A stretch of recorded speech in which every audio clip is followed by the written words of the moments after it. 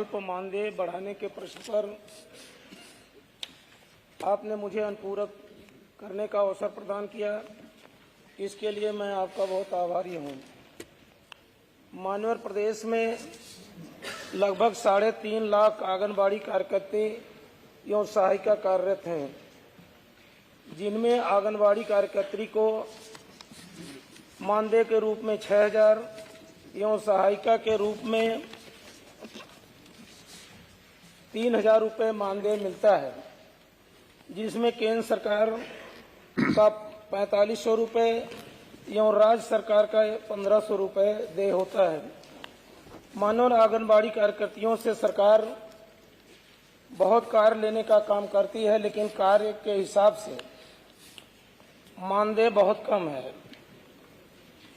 इनके काम जिसमें 3 वर्ष से 6 वर्ष के बच्चों को पूर्व प्राथमिक शिक्षा देना, स्कूल जाने के लिए प्रोत्साहित करना, 6 वर्ष से कम उम्र के बच्चों को कुपोषण से बचाना एवं उनका देखभाल करना तथा पौष्टिक आहार उपलब्ध कराना तथा मानव समय समय पर बच्चों को टीकाकरण कराना और कृमि की रोकथाम के लिए दवा उपलब्ध कराना, गर्भवती व नर्सिंग महिलाओं की देखरेख करना एवं टीकाकरण में सहयोग करना।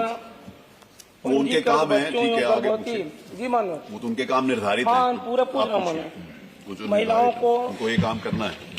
उनकी ग्राम पंचायत के चिन्हित क्षेत्र जिसमें आंगनबाड़ी केंद्र संचालित होता है, वहां का सर्वेक्षण करके बच्चों को शिक्षा के प्रति जागरूक करना एवं कुपोषित बच्चों, गर्भवती धात्री महिलाओं का चिन्हीकरण करना तथा उनके स्वास्थ्य की नियमित जांच करना, बच्चों के वजन की माप करना तथा उनका रिकॉर्ड रखना। ये सबको मालूम है कि उसका आंगनवाड़ी कार्यकर्ता के ये काम होते हैं जो आप गिना रहे हो। विषय यह है कि जो आपके पास उत्तर आया, आप जो उत्तर जो अनुपूरक किया जाता है वो घर से जो भाषण लाते हैं उसको पढ़ने का नहीं होता। अनुपूरक किया जाता है जो आपके डिवाइस के ऊपर जो उत्तर आता है उसके ऊपर आपको कोई प्रश्न पूछना उसको होता है, उस पर कुछ पूछ लीजिए प्लीज। ये तो मालूम ही है कि सबको कि उनके क्या काम है, क्या दायित्व निर्धारित है। आंगनबाड़ी कार्यकर्तियों को बीएलओ का संपूर्ण कार्य कराना, जैसे मतदाता सूची का पुनरीक्षण, पामार्जन, संशोधन आज जैसे कार्य मानव किए कराए जाते हैं। ठीक है, आप बहुत अच्छे। लेकिन मानव उनकी कार्य के हिसाब से उनको मानदेय बहुत कम दिया जाता है। मेरा प्रश्न था कि अन्य प्रदेशों की भांति अल्प मानदेय के स्थान पर 6,000 से 16,000 तथा सहायिकाओं का 3,000 से 8,000 करने पर सरकार विचार करेगी। दूसरा मेरा अनुपूरक मानव था कि पहले आंगनबाड़ी कार्यकर्तियों को आजीवन सेवा करने का अवसर मिलता था, वर्तमान में इनको 62 साल की उम्र में कार्यमुक्त कर दिया जाता है।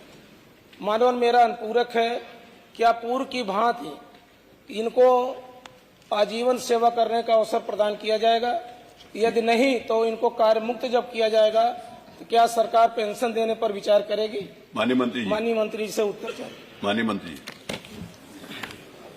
माननीय अध्यक्ष जी, आपका जो सवाल है उसका उत्तर मैं दे रही हूँ कि भारत सरकार की सक्षम आंगनवाड़ी व पोषण 2O गाइडलाइन के अनुसार आंगनवाड़ी कार्यकर्तियों की सेवाएं मानदेय पर आधारित है।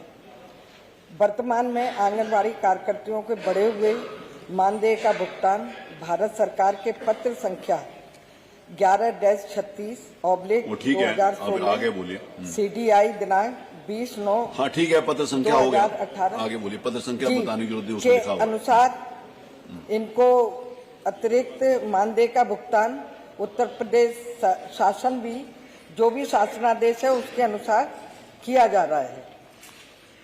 धन्यवाद। प्रश्न संख्या 2।